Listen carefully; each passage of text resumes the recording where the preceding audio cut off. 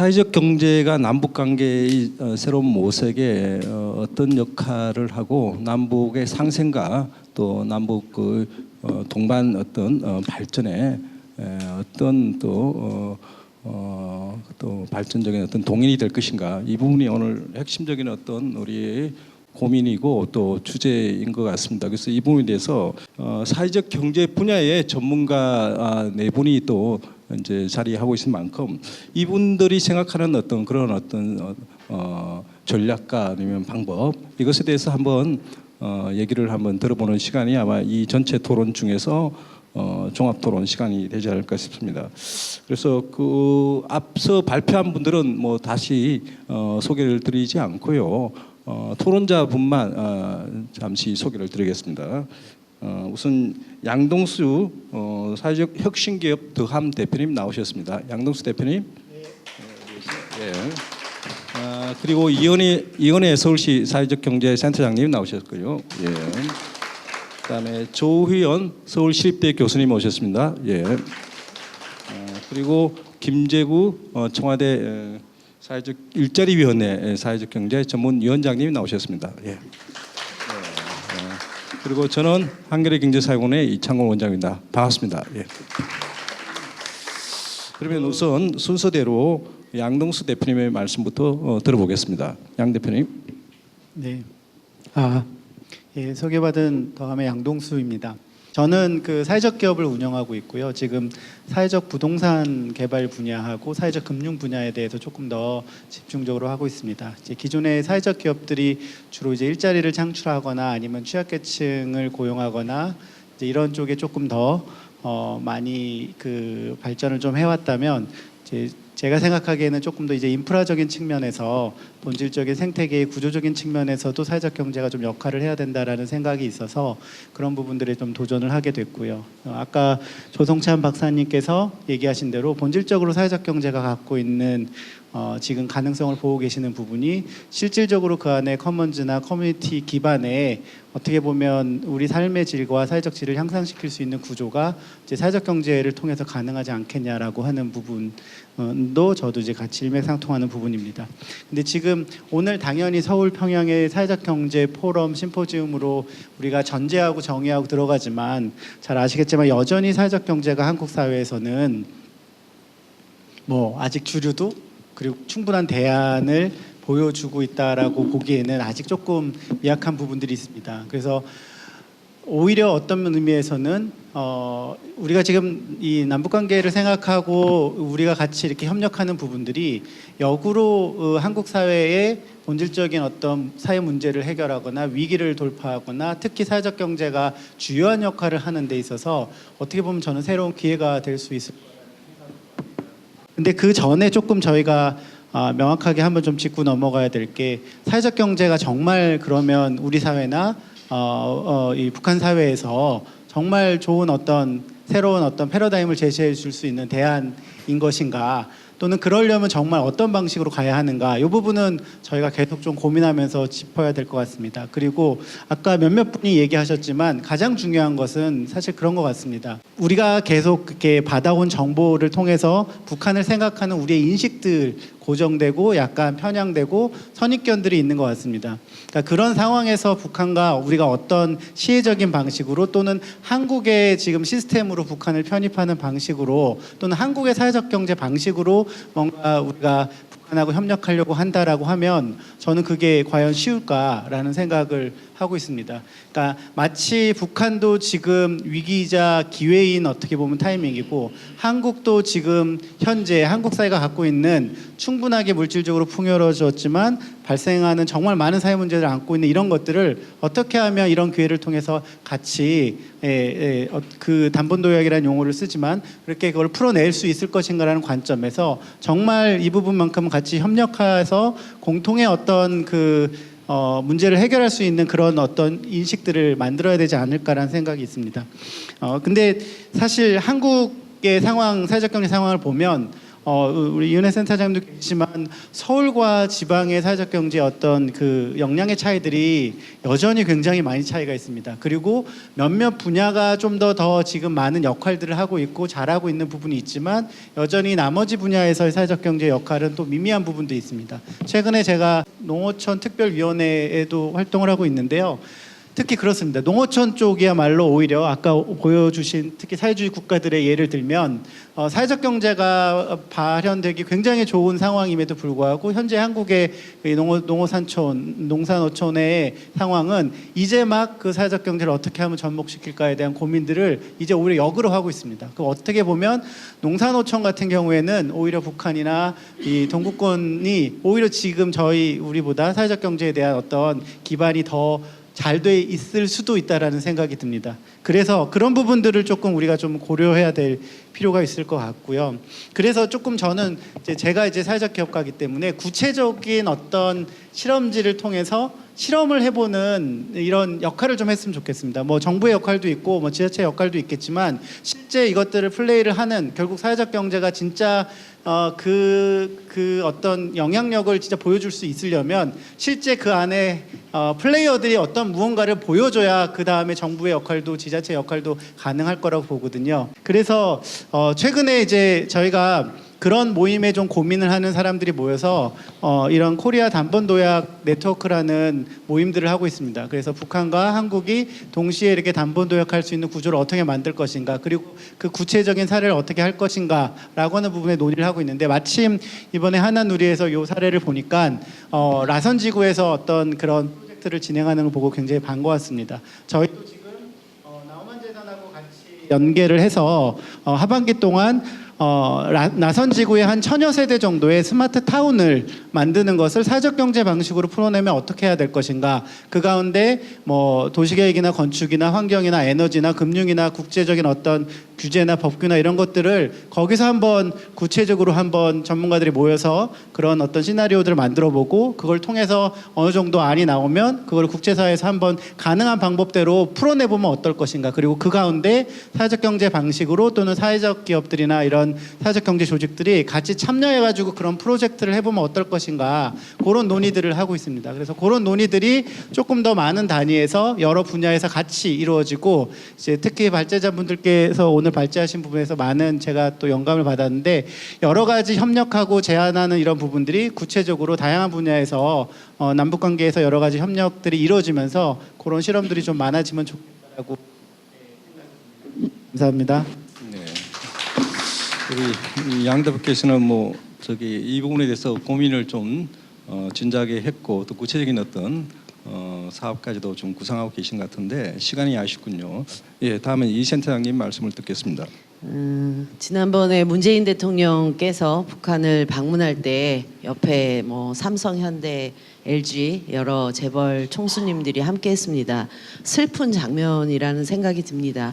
앞에 발제에서 얘기했듯이 그 사회주의 국가에서 사회적 경제가 과연 대안이냐라는 시각으로 바라보고 구시대의 유물 취급을 하듯이 한국에서 남한에서 역시 협동조합이라든가가 그 공기업 아닌가, 과연 이 한국의 경제민주화 발전에 이게 주류적 역할을 할 수 있겠는가라는 의심과 아직 작은 영향력을 저희가 가지고 있죠. 그건 양국의 과제라고 봅니다. 저는 그 양국의 과제이기 때문에 만난다라고 봐요.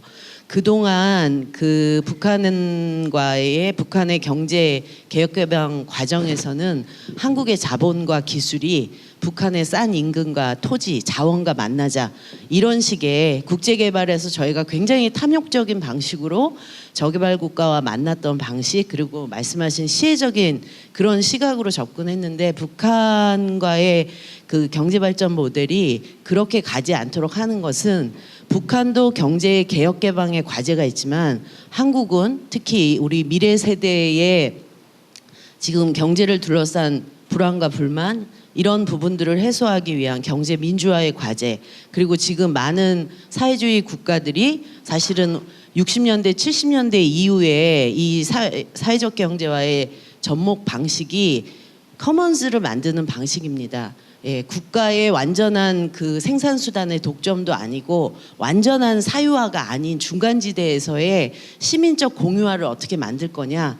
그런 방식이 바로 한국 사회가 지향해야 되는 또는 사회적 경제가 지향해야 되는 경제 민주화의 모델이라고 보고요. 단지 그냥 기업 수를 몇 개 만드는 것이 아니라 그런 사회적인 소유 제도가 확산되고 그것이 지역의 순환 경제 또는 어떤 커뮤니티의 순환 경제로 이어지게 하는 게 양 국가에 있어서 동시적 과제이기 때문에 둘은 만나야만 하는 것으로 그렇게 이해를 하고 있고요. 그런 과정을 저희도 좀 계속하자라고 해서 7월에 이 코리아 담번도약 네트워크이라든지 하나누리 등과 함께 쿠바나 뭐 여러 동유럽의 또는 베트남의 이런 연구자들을 초대해서 토론을 했었습니다. 저는 이제 여기 오신 분들께 좀 제안드리고 싶은 건 국제 네트워크의 힘이 정말 중요한 것 같아요. 저희도 서울시에서 사회적 경제 글로벌 포럼을 하다 보니까 그 안에서 추천을 받아서 이런 교류들이 시작이 됐고요. 내년 10월에 저희가 멕시코에서 그 G7 또 총회를 엽니다. 그때 저희 센터에서 해외 연수비도 지원을 해드리고 있으니 많이 같이 가시면 어떨까 싶고요. 내년 12월에는 다시 서울에서 그 ICA 세계협동조합 연맹의 그 세계대회가 열립니다. 만약에 우리가 10월에 멕시코에서 만나서 북한을 초대할 수 있다면 그래서 정말 이게 자본과 공공만이 주도하는 그런 어떤 국제교류 관계가 아니라 시민이 참여하고 시민들 간에 이런 미래 전략을 같이 짤 수 있는 그런 전환의 계기 같은 것들을 좀 함께 만들 수 있는 장으로 계속 이어갈 수 있다면 하는 기대가 있어서요. 이 부분에도 또 관심을 가지고 계속 참여를 해주셨으면 합니다. 사람이 부족하다라는 얘기를 많이 했는데요. 북한의 이런 지역순환 경제에 대한 어떤 우리가 정보도 부족하지만 그런 어떤 협력의 과정을 하려면 저희도 개별 미션, 개별 기업들끼리의 자기 미션에 좀 제한된 이 경험에서 2.0으로 나가야 됩니다. 연대를 통해서 공동의 어떤 발전 전략을 세워보는 경험, 그리고 요즘 도시재생과 사회적 경제를 연결해서 정말 지역에 넓은 수요와 시민적 출자와 재투자 구조를 만들 수 있는 그런 식의 지역 발전 모델을 해보자라고 사실 국내에서도 제안을 받고 있지만 우리 사회적 경제가 또는 사회적 기업가들이 우리의 인재가 그런 식의 순환 경제를 경험해 왔거나 아니면 그걸 리딩하거나 주민들과 함께 할 수 있는 준비가 되어 있는가에서 사실 반성되는 부분이 많습니다. 우리가 국내에서 우리 지역에서의 제대로 된 경험을 하면서 알지 못하는 북한 경제와 만나야 되는 이런 또 발전 과제가 있다라고 봅니다. 그래서 그런 차원에서의 이 시민력의 제고는 제기해 주신 대로 굉장히 중요하다고 보고요. 마지막으로 한 가지 좀 강조 저도 드리고 싶은 거는 이런 시민적인 어떤 뭐 자본을 만드는 방식들 그런 부분들이 뭐 여러 가지 방식으로 제한이 될 수 있을 것 같아요. 아까 말씀하신 SIB의 새로운 뭐 변형이라든가 아니면 지방정부 협의회가 만드는 그런 어떤 발전 기금을 시민들과 좀 공동으로 뭐 조성하는 방식이 있을 수 있는데요. 여하튼 통독의 과정에서 보니까 유럽에서 가장 큰 여성 협동조합이 자산을 너무 많이 가지고 있더라고요. 지금 아주 이 베를린 장벽 앞에 가장 핫한 지역에 정말 어마어마한 자산을 보유하고 있던데 이 자산을 어떤 동기로 보유하게 됐냐라고 물어보니까 바로 독일 통일의 과정에서 사실은 이 자원이 부족한 동독이 국가 소유였던 토지와 건물들을 다 시장에 내놓을 때 서독에 사실은 여성들의 자립 활동과 관련한 활동을 했던 여러 단체들과 이런 사회적 경제 조직들이 연대하여 자금을 만들고 엄청난 빚을 져서 그래서 그 공간을 확보하고 그걸 통해서 이제 양국의 어떤 협력이 가능한 인재들이 거기서 창업과 주거와 뭐 이런 것들을 통합적으로 할 수 있는 공간을 만들어냈습니다. 우리도 이 향후 돌아올 뭐 개성공단의 재입주라든가 아니면 통일의 과정에서 갑자기 내 땅 찾기식에 북한에서 사적 소유를 어떻게 확대할 것인가, 식만의 시민들의 욕구가 분출되지 않게 어떻게 하면 북한이 가진 장점이 정말 잘 보존되면서도 함께 그 북한의 여러 가지 기회들을 또 남한의 시민들 중에 그런 기회를 필요로 하는 분들이 함께 할 수 있는지, 그런 어떤 그 자원이 시장으로 나오는 시점에서의 공동 대응이 가능한 그 자원의 축적 뭐 이런 과정들이 시작될 수 있기를 좀 제안을 드립니다. 이상 마치겠습니다. 네, 고맙습니다. 이어서 조희영 교수님. 네. 예, 서울시립대 조희원입니다. 처음 발표하신 분이 북한의 협동조합에 대해서 말씀해 주셨는데, 사실 저는 이 남측에 협동조합을 운동을 30년 했었습니다. 북한의 협동조합 중에 이제 생산협동조합이라는 것에 있어서 우리 남측에서 보면 거기에 상응할 수 있는 게 우리는 이제 중소기업 협동조합이라고 합니다. 그래서 47년도에 그 북한이 시작했다라고 말씀하시는데, 저희는 61년도에 이제 중소기업 협동조합법이 만들어졌고요. 그 국가재건위원회가 이제 전쟁 이후에 뭔가 국가 경제를 살린다는 쪽에서 가장 먼저 시행한 것 중에 하나가 이 경제 주체를 세우는 일이었습니다. 그래서 그 경제 주체를 세우는 일에 있어서 민간이 할 수가 없으니까 그것을 기업들을 묶어서 어떤 이제 생산 활동을 능력을 키워간다라고 해서 61년도에 중소협동조합법을 만들었고요. 그 이듬해 62년도에 국가는 생산 조직의 자조 조직의 기반을 조성하는 그 협동조합을 육성해야 한다라고 헌법에도 그것을 전문에 넣었습니다. 그러고서 이제 1호로 한국 자동차 협동조합이 첫 시작으로 해서 지금은 협동조합이 985개이고요. 거기에 속해 있는 기업의 수가 61만 개가 지금은 이렇게 많이 성장해 있습니다. 그래서 그런 우리 중소기업 협동조합이 보면 업종별로는 그 연합회라는 것이 있고 사업조합이 있습니다. 그리고 업무 구역으로 또 이제 지역 단위로 되어 있는데요. 그 부분에 있어서는 이제 전국조합 또 지방조합 이렇게 나누어져 있습니다. 오늘 말씀을 이렇게 들으면서 이 한국의 중소기업 협동조합들이 지금 북과 남북 간의 경협을 위해서 여러 가지의 누구와 상대하면 좋겠는가 하는 것에 있어서 파트너를 찾기에 이것이 상당히 뭐 어디를 참고를 해야 될지 또 그것이 그 조직은 또 어떤 일들을 하는지에 대해서 상당히 좀 막막해했는데 오늘 말씀을 들어보니 생산협동조합, 그러니까 거기가 이제 경공업성의 중앙연맹위원회라 소속을 두고 있다고 하는데, 우리도 중소벤처기업부의 그 산하에 중소기업 중앙회라는 데가 그 일을 전체적으로 통과를 하고 있습니다. 따라서 여기서 어떠한 남북 간의 서로가 그 교섭을 이룰 수 있는 서로의 파트너를 한번 연결해 봤으면 좋겠다 하는 생각이 가졌고요. 또 한 가지 북에서 아직 그 여건 자체가 우리와 비교할 수는 없겠습니다만은 그러나 협동조합이 가지고 있는 기능적인 면에서는 동일할 것이라고 생각을 합니다. 먼저 그 기업의 그 경쟁력을 갖추기 위해서 우리가 소위 말하는 이제 가치사슬 부분이겠죠. 그러니까 원부자재를 조달하고 또 생산하고 또 그것에 대해서 마케팅을 하고 또 그 다음에 애프터 서비스를 하는 이런 일련의 단계에 있어서 협동조합이 그 모든 일들을 다 같이 그것을 그 일들을 하고 있습니다. 그러니까 원부자재 같은 경우는 공동 구매를 한다든지 또 그 생산 같은 경우는 이제 뭐 단체 표준화를 한다든가 품질 인증을 한다든지 또 판매 같은 경우는 이제 단체 수의 계약이라든가 이런 여러 가지의 제도 하에서 운영이 되어지고 있는데, 이런 점에 있어서 우리나라의 협동조합회 같은 경우 원부자재의 조달을 부분을 굳이 멀리서 조달할 것이 아니라 그러한 북쪽의 생산조합 또는 통하여서 그런 부분들을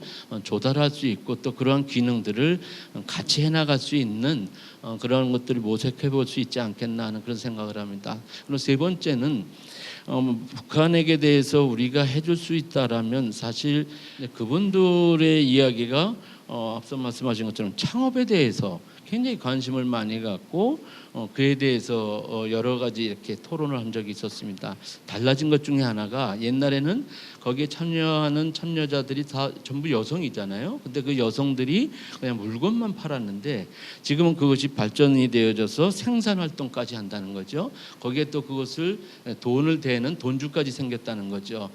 그렇다고 한다면 거기에서 생산을 함에 있어서 만들어만 내면 팔릴 수가 있다. 그러면 어떤 물건을 만들어야 되겠느냐 하는 창업 아이디어, 창업 아이템을 찾는 일이었고요.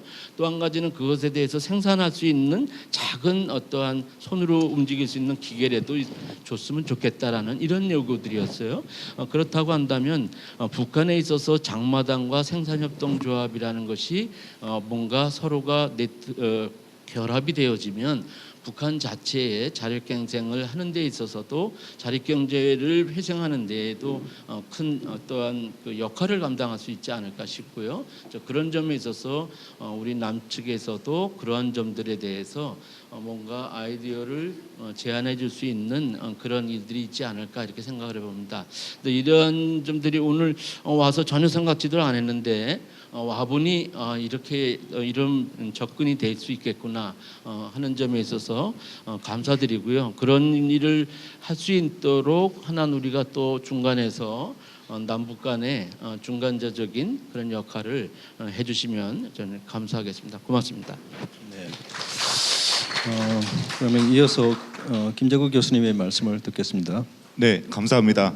명지대학교의 김재구 교수입니다. 무엇보다 좀 접근하기 쉽지 않은 이런 데이터 자료들을 잘 준비하고 그에 기반해서 분석도 해주시고 또 당시의 어떤 정치 정세라든가 이런 맥락에 대해서 잘 설명해 주셔서 뭐 북한에 대해서도 잘 이해하게 해준 우리 이찬우 교수님을 비롯해서 여러 각국의 경험들을 자세하게 설명을 해서 지금 우리 남북한을 중심으로 해서 사회적 경제가 어떻게 가야 될지 말씀해 주셔서 큰 도움이 되었고 배움이 되었습니다.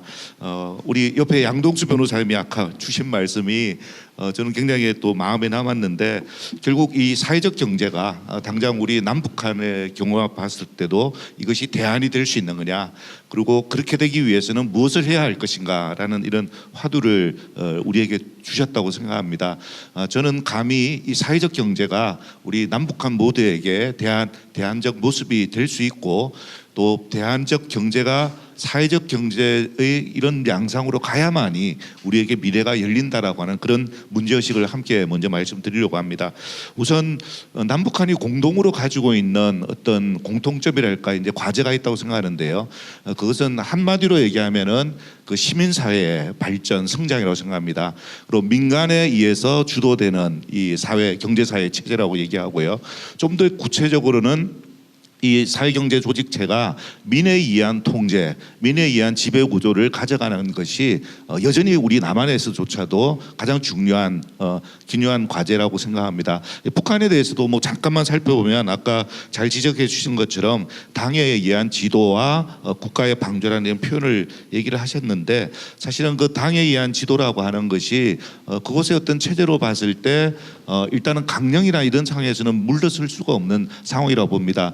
특히 이제 그 북한 정권이 수립된 이후의 과정을 보면 아까 흡수라는 얘기로도 결국은 귀결이 됐듯이 어쨌거나 사회주의화의 중요한 기제로서 협동조합을 활용을 한다라든가 뭐 통전 차원에서의 뭐 여러 가지 이유로 했겠지만 결국은 국영화를 하는 이런 길로 접어들게 되었습니다.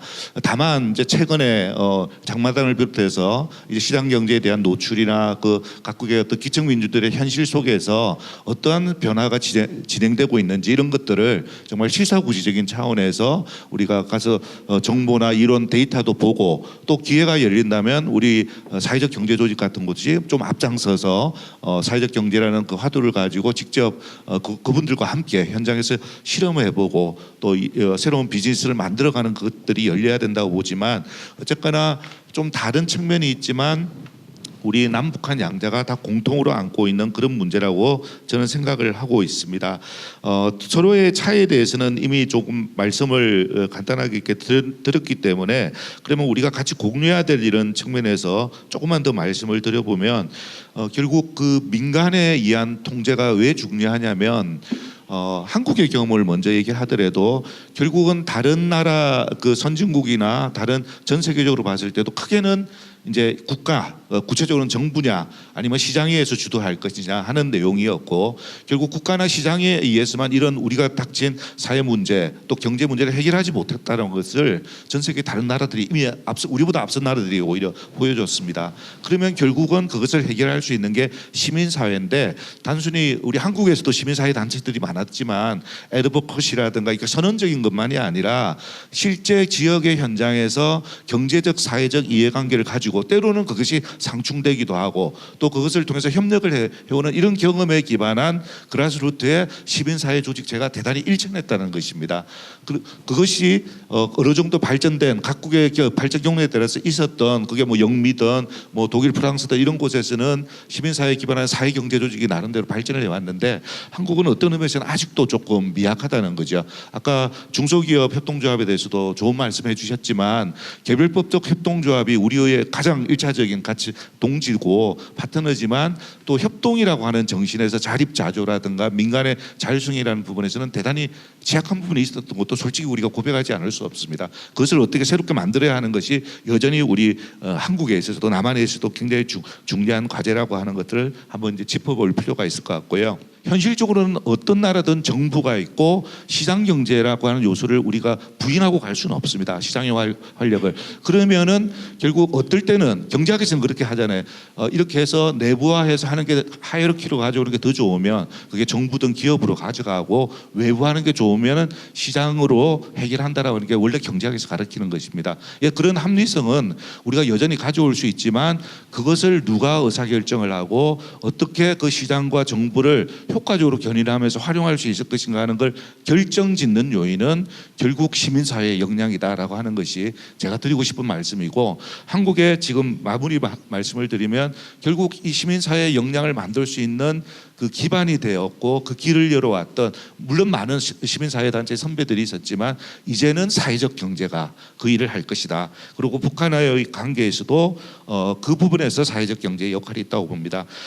약간의 실무적인 얘기만 하면 우리가 개발도상국이라든가 BOP 지역에서 해왔던 국제개발협력 차원에서의 이슈도 있고 또 유엔이 주도했던 지속가능 경영이라는 측면에서 해왔던 사례들이 있었기 때문에 그런 내용을 잘 알고 있는 우리 대한민국의 사회경제조직이 북한과 같이 협력해 나갈 수 있는 가능성이 있다고 보고 발제 중에도 나왔듯이 저는 그 자본주의 국가들 중에서도 시장경제 국가도 특이하게 주식회사의 비중이 너무 큰 나라입니다. 주식회사는 대량의 자본을 조달하고 상장 이런 것들을 나름대로 좀 전제한 내용이 많은데 모든 기업이 그런 게 아니거든요. 오히려 창업을 활성화시키고 그러려면 저는 유한 책임회사 이런 것들이 설립도 쉽고 사실 해체로 자유롭고 훨씬 더 자유도를 가지고 할 수 있는데 한국도 스스로 이렇게 변화해 나가지만 우리가 그 시장경제의 장점을 가지고 해나갈 때도 사회경제 조직의 어떤 특정한 조직 형태를 가지게 될 때 기왕의 그 유산을 좋은 측면을 가질 수도 있겠지만 거기서 부정적인 것들은 박차고 새롭게 실험을 해나갈 그런 필요가 있다 봅니다. 마지막으로 그 결국 이런 시도가 저희 뭐 기득권으로 사실 지금 표현이 되는 것 같은데요. 기성세대는 이 길에 대해서 먼저 우리가 물꼬를 트고 열어갈 그런 책무가 있다고 보고 이런 새로운 지경을 열어나가는 것은 지금 청년들을 중심으로 한 새로운 세대들이 그런 기득권에 의해서 부담을 가지지 않고 억누르지 않은 이 세대들이 할 수 있도록 하는 것들이 우리 이 자리에 모인 분들이 함께 결의해야 될 내용이 아닐까 생각합니다. 감사합니다. 네.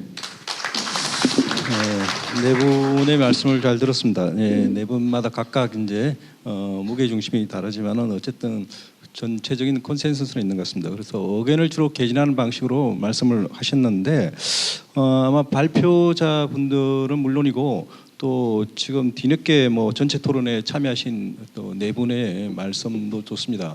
어떤 말씀이든 간에 좀 그와 관련해서 질문이나 또는 뭐 그에 대해서 의견이 있으신 분은 좀 손을 들고 좀 이렇게 말씀을 해주시면 어떨까 싶습니다. 지금은 청중분들에게 오랫동안 기다리시는데 기회를 드리도록 하겠습니다. 예. 어떤 분이 말씀해 주실까요? 저는 그 문화공간온 협동조합을 2016년도에 200명의 시민들과 3억 원을 출자해서 1인당 100만 원씩 모아서 문화공간온을 운영하고 있습니다. 통일에 대한 관심을 갖고 이제 저희가 어떻게든지 좀 참여하고 싶은데 실질적으로 시민의 참여가 전혀 뭐 길이 없고 오히려 빨리 북한 쪽에 길이 열려서 저희 시민들도 좀 활발하게 다닐 수 있을 줄 알았는데 전혀 뭐 그런 기회가 없어서 요즘은 뭐 블라디보스톡 연해주를 가보니까 그쪽에다가 뭐 저희가 뭐 한 몇 억 모아서 차라리 그쪽에서 거점을 마련할까 제2의 뭐 이런 생각도 해보고 있습니다. 그래서 제발 정말 오늘 이은혜 과장님과 김재구 이제 청와대 사회경제위원장님께 부탁드리고 싶은 거는 정말 시민의 참여가 이루어져야 된다는 것입니다. 저희 시민들 이미 사회적 경제를 그런 조합을 만들어서 성공적인 사례로 북한과의 어떤 그런 교류도 충분한 아주 열정과 열의를 가지고 있는데 저희가 참여할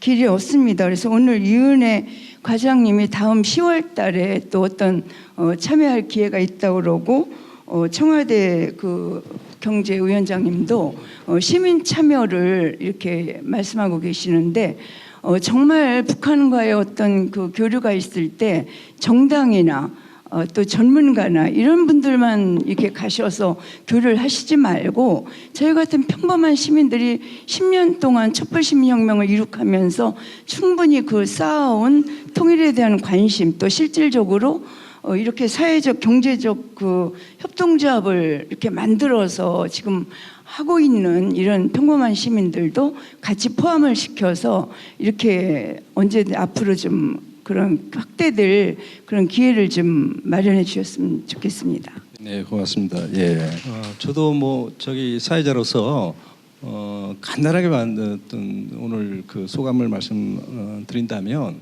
특히 이제 저는 한겨레 신문에서 이제 통일문화재단 그 상임이사를 같이 겸하고 있는데 제가 이제 지난 그 해부터 이렇게 두 차례 정도 지난해 2018년에는 이제 그 중국 단둥에서 남북 그다음에 해외 동표 그 전문가들이 다 참여하는 범민족 평화 포럼을 했습니다. 그래서 북한 쪽 관계자들하고 한 3박 4일 정도 계속 점심 먹고 저녁 먹고 이렇게 같이 나누면서 세미나도 하면서 얘기를 좀 나눴고 올해는 이제 아마 하노이 그 회담 결렬 직전에 저희 남북 민간 어떤 대표들끼리 북한 금강산에 모여서 2019년 새해 맞이 연대 모임을 하면서 남북한 간 사이에서의 어떤 대화를 나눴는데 특히 이제 남쪽에서 각각 그 노동, 교육 뭐 각 분야의 단체가 우리 민화협 소속 단체를 비롯해서 각 그 분야의 시민 단체들이 참여를 해서 북한 쪽에 영역별로 회담을 갖고 그 속에서 많은 제안들을 했습니다. 그 제안에는 남북의 인도적 지원 사업을 물론이고 다양한 어떤 사업들을 제안을 했습니다. 그러나 아시다시피 이제 남북 관계의 큰 흐름이 이제 좀 이루어지고 있습니다. 예, 그런 흐름에 있어서 우리가 간과하지 않을 수밖에 없는 그런 어떤 요인이 있는 것이고 이 흐름 속에서 다 이제 이런 어떤 교류들이 다 이제 어떤 종속되고 또 그 흐름 속에서 어떤 그 틀에 갇혀 있고 그러다 보니까 사실은 우리가 하는 아까 이제 그 교수님 말씀에 비대칭이라는 표현이 인터넷에 상당히 많은데 제가 직접 피부로 경험할 때는 상당한 비대칭을 느끼고 우리 양동수 대표께서는 선입견이라는 표현을 했는데 그 직접 만나는 과정에서 많은 어떤 비대칭과 또 구체적인 언어 사용에서도 많은 어떤 차이를 확인하고 그래서 상당히 이제 전원의 물대기식으로 동상이몽을 하기가 쉽습니다. 그래서 아까 우리 김영식 국장이 뭐 만남이라는 표현을 했는데 사실은 만남이 사실은 이제 절실합니다. 만남이 절실한데 아쉽게도 지금 지난 2월의 만남 이후에 전혀 만남이 없는 상태고 여러 가지 어떤 북미 관계로 인해서 지금 길게는 한 6개월 정도 이렇게 지금 교착 상태가 장기되고 있는데 그럼에도 불구하고 왜 우리가 사회적 경제의 역할을 고민해야 되냐? 분명히 그 충분한 이유가 있다고 생각이 들고 그 말씀과 관련해서는 충분히 토론자분들과 또 발표자분들이 말씀이 있었다고 생각을 합니다. 우리 사회적 경제의 역할을 통해서 남북 관계의 진전을 모색하는 게 사실은 그러한 고민 자체가 지금은 당장 좀 무슨 그 소리냐 이렇게 가당 찾는 소리냐 이렇게 생각할지 모르지만은 실제 남북 관계의 진전이 또 언제 어느 때 있을 수 있고 그때 우리가 어떤 입장을 피력하냐는 게 중요한 것입니다. 사실은 지금의 그 북한의 입장은 사실은 우리의 반응과는 조금 다른 방향으로 지금 큰 무게가 주어져 있어요. 아까 민간 단체 중심이라 했지만은 사실은 통일 관련 시민 단체도 지금 역할이 상당히 지금 상실감을 많이 느끼고 모든 것이 정부 중심으로 이루어지고 있고 북한도 교류 자체를 상당히 정부 중심과 그다음에 대규모적인 어떤 투자와 자본과의 어떤 관계를 더 이제 선호하는 그런 식으로 흘러가는 측면이 있습니다. 북한도 큰 어떤 경제 발전을 깨하려는 어떤 또 내재적인 욕구가 있고 이것이 또 우리 정부 정책하고 또 새로운 남북 관계의 경제 지도 이런 어떤 것과 맞물려 가면서 그렇기 때문에 더더욱 이제 사회적 경제가 어떤 확실한 어떤 담론과 그다음에 입장 그 부분에서는 또 여러 또 교수님께서도 말씀해 주신데 그런 입장을 좀 더 정교히 하고 또 구체적으로 방법과 전략에 대해서도 그리고 구체적인 어떤 나선지구 같은 그런 어떤 통을 통해서 어떤 경험적 사례를 만들어내고 이런 어떤 노력들이 같이 이제 이 선물을 통해서 뭔가 열어갈 수 있고 더더욱 사회적 경제에 대한 어떤 고민을 남북 관계를 모색하는 게 자체가 오히려 우리 내부에 안고 있는 여러 문제를 또 풀 수 있는 하나의 동력이 되기도 한다 이런 생각도 한편으로 가져봅니다. 제 말씀을 여기서 거치도록 하고요. 지금 많은 분들이 참석하셨는데 아마 시간 관계상 못다한 말씀들이 많으실 것 같습니다. 그래서 오늘 발표와 토론에 참석하신 모든 분들이 에게 하시고 싶은 말씀이 있으면 각각 하여튼 2분 내로 있었던 말씀들을 이렇게 돌아가면서 하시면 어떨까 싶습니다. 한 30분 주셨으면 고맙겠는데 지금 현재 2019년 현재 북한 협동조합은 거의 군 단위의 중소도시 그리고 농촌 여기에 이제 집중돼 있습니다. 최근에 가장 많이 나오는 그 협동조합이 있는 위치들을 이렇게 가만히 보면 해방 이후에 새로 북한이 중점적으로 육성한 도시들 거기에 이제 인구들이 새로 모이고 확대되고 한 이제 그런 데의 주민들이 이렇게 자발적으로 북한 사람들은 이제 그거를 창발성이라고 말을 합니다만 예를 들어서 가장 그 많이 협동조합이 활동이 왕성한 데가 어디냐면 황해북도 쪽이 오히려 굉장히 많이 있고 황해북도의 중소도시들 그리고는 이제 순천, 평성 그리고 전통적인 도시로는 이제 신의주, 남포, 해주 원산 이런 데가 협동조합 활동이 이제 활발한 걸로 이제 많이 나옵니다. 그래서 저는 이제 남쪽의 지방자치단체, 시민단체들이 남북한의 사회적 경제 협력을 위한 지방단체 시민사회 연대회의 또는 이름은 뭐라도 좋습니다만 그렇게 해서 자주 정보를 교류하고 현재 남북 간의 관계가 좀 그렇긴 합니다만 앞으로의 변화할 때를 대비해서 정보 축적 과 파이프라인이라든가 이런 것들을 계속 모색하는 그런 활동들이 좀 이어져야 되지 않겠는가. 그래서 지방 대 지방의 협력 관계가 남북 간의 또 하나의 아주 중요한 축으로 재벌들이 움직이거나 중앙 정부가 움직이는 대단위의 고속도로를 건설하고 이런 거는 할 수는 없다 하더라도 사회성을 더욱 함양하는 차원에서 남북 간의 동질성을 키우는 사회적 경제의 협력을 지방 단위에서 협력하기 위한 시민들의 활동이 대단히 중요하다고 생각합니다.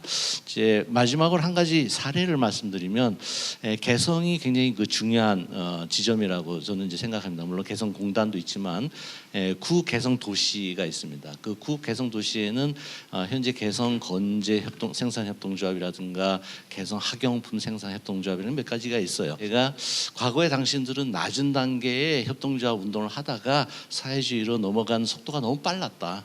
오히려 자본주의 사회에서는 낮은 단계 협동조합이 높은 단계 협동조합으로까지 가면서 독점 기업들과 경쟁한, 그러면서 사회성을 유지하는 이제 그런 경험들이 있는 것을 지금까지 북쪽 사람들이 잘 모르고 있다.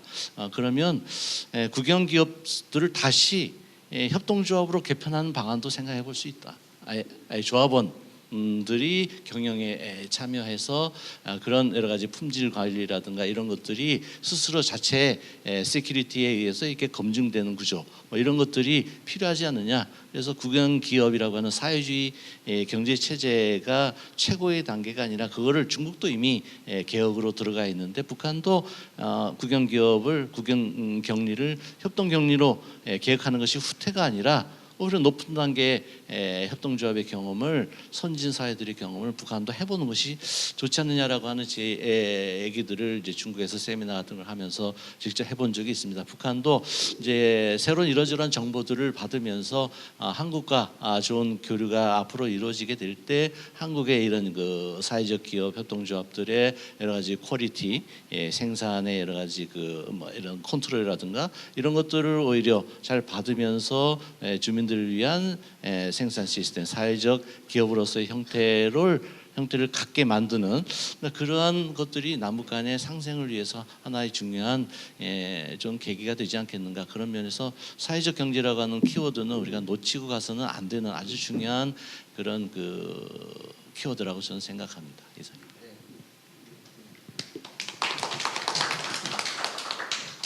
네, 저도 사회적 경제, 사회적 시장 경제 그 개념이 통일에 꼭 그죠 들어가야 된다는 게 전적으로 동의하고요. 제가 독일에서 오래 살면서 봤던 것은 독일에서 사실상 통일 전에 동서독일 교류가 많았음에도 불구하고 통일이 됐을 때는 서로 간에 너무나 몰랐다는 그런 게 드러나게 됩니다. 그런 차원에서 우리는 앞으로 좀 더 깊게 들여다봐야 되지 않을까 이런 생각을 해요. 하나 환상적인 차원에서 시장 경제, 사회적 시장 경제를 토대로 해서 동서독이 빨리 여러 차원에서 뭐 사무 질적인 차원, 생산 능력 이런 모든 분야가 하루아침에 빗산이 되리라고 생각했었거든요. 그거는 잘못된 생각이었어요. 그래서 우리는 이런 실수를 범하지 않아야 될 것 같아요. 그러기 위해서는 좀 더 깊게 우리가 북한을 공부를 해야 되지 않을까 이런 생각을 하고요.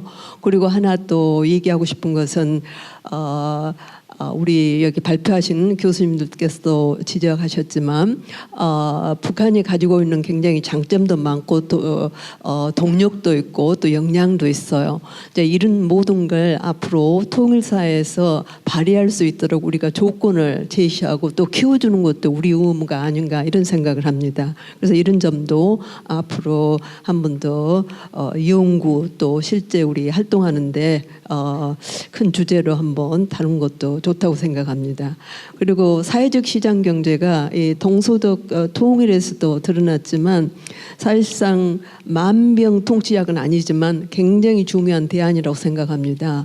그래서 이런 차원에서 보면 그동안에 우리가 그죠 신자유주의 특히 시카고 학파에 의해서 신자유주의 시장의 모든 것을 넘겨야 된다는 그런 논리에 의하면 사회 분야, 사회 복지 분야에 너무나 지출하면 발전 가능성이 없다. 왜? 거기에 투자할 수 있는 모든 게 그쪽으로 들어가기 때문에. 그렇지만 독일이나 이 북유럽을 보면 오히려 이런 사회적 시장 경제가 제대로 발전이 되기 때문에 세계의 그죠 안정적인 발전을 하고 있는 것을 보여주고 있지 않습니까? 이런 차원에서 우리가 독일 같은 경우는 제가 봤을 때는 한 중간쯤 돼요, 그죠?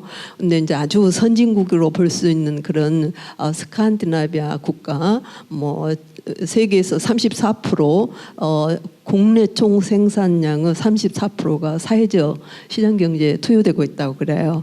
그래서 거기에서 보면 정말 안정적인 안보와 경제 모든 게 아주 훌륭하니, 물론 거기 자체도 문제가 많지만 그러나 우리가 봤을 때는 다른 나라하고 비교했을 때는 굉장히 안정적인 생활을 하고 있기 때문에 우리가 앞으로 이런 점을 좀 그죠? 이런 모범 사례를 좀 봐서 공부하면서 우리 그죠? 사회적 시장 경제, 남북한 통일을 위한 사회적 시장 경제 발전의 대안으로 한번 제시하는 것도 좋을 것 같고요. 그리고 하나 더 얘기하고 싶은 것은 우리가 지금 이런 그죠? 네트워크가 지금 형성되고 있는데 이 네트워크를 형성하는 데는 남북에 그죠만 그죠 뭐 하지 말고 해외 사례도 많이 집어넣는 게 좋지 않을까 이런 생각을 합니다. 그래서 거기에 대한 생각도 우리가 한번 앞으로 더 해야 되지 않을까 이런 생각을 합니다.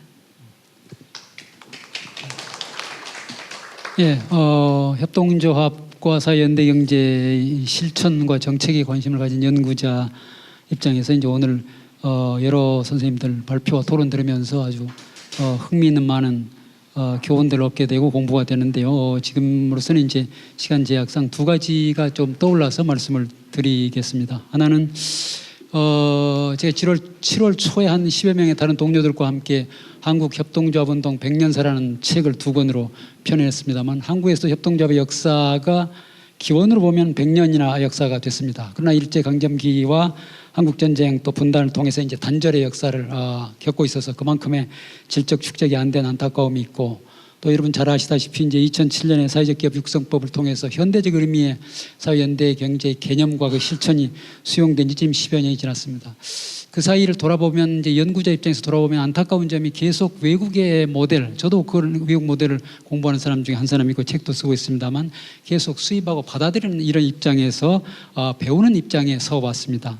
제가 오늘 이 회의에 참가하면서 한국의 협동조합을 비롯한 사회연대 경제 분야가 세계의 협동조합과 사회연대 경제 분야에 창의적으로 창조적으로 기여할 수 있는 기회가 왔다라고 하는 생각이 듭니다.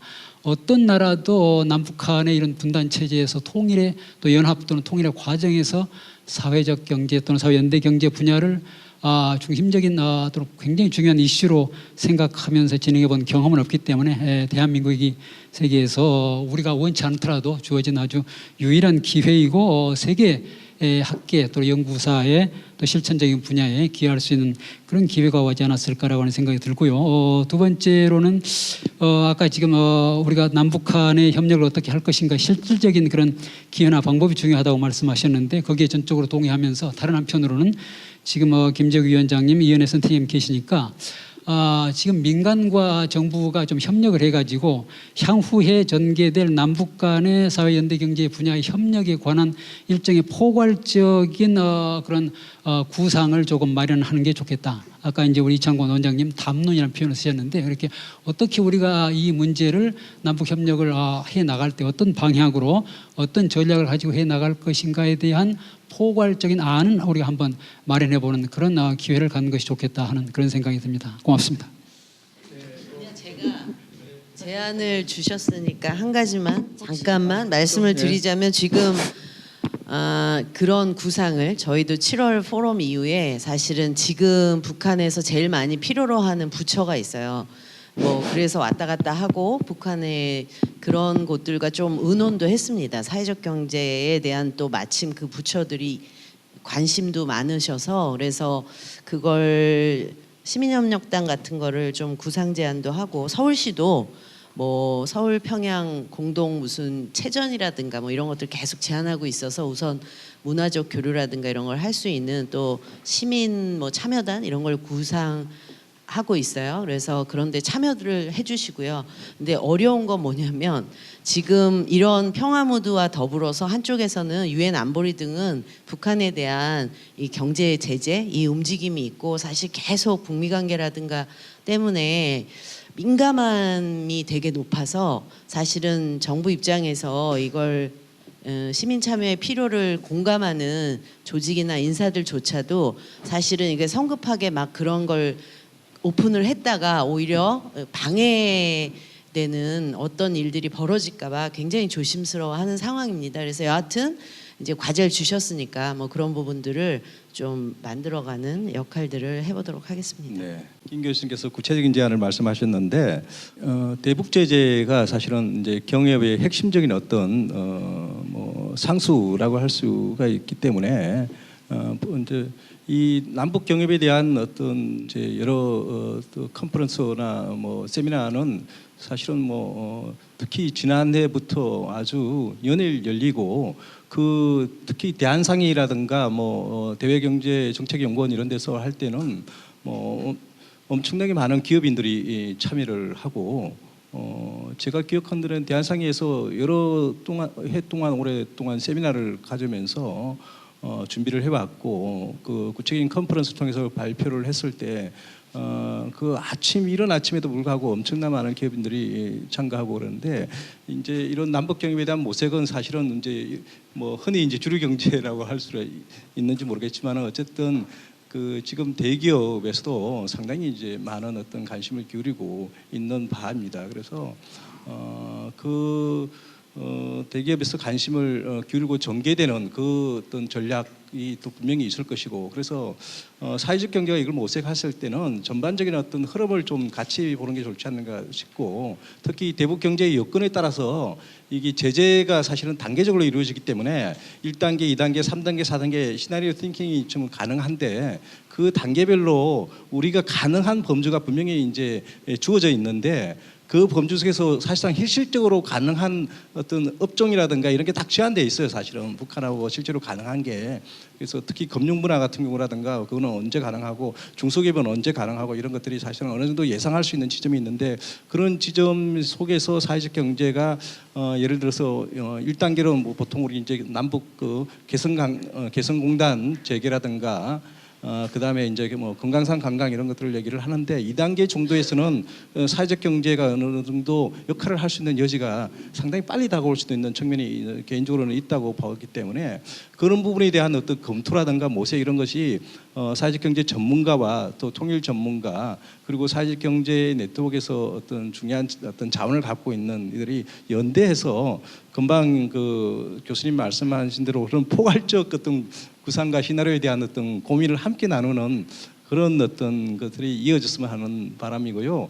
오늘 하여튼 하나누리가 사회적 경제를 통해서 어쨌든 남북 관계의 진전과 또 남북 경협을 어떤 상생의 방향으로 또 가는 그런 어떤 바람직한 방안에 대한 고민을 하는 그런 방아쇠를 당겼다는 생각을 합니다. 그래서 오늘 이 시간을 이후로 좀 더 많은 진전이 있었으면 하는 바람을 전하면서 오늘 어떤 세미나에 참석하신 모든 분들 감사드리고요. 특히 오랫동안 남녀 주신 청중분들에게 감사드리고 오늘 발표와 토론을 맡으신 모든 분들에게 하나누리를 대신해서 감사 말씀을 전합니다. 고맙습니다. 예, 저는 마치겠습니다.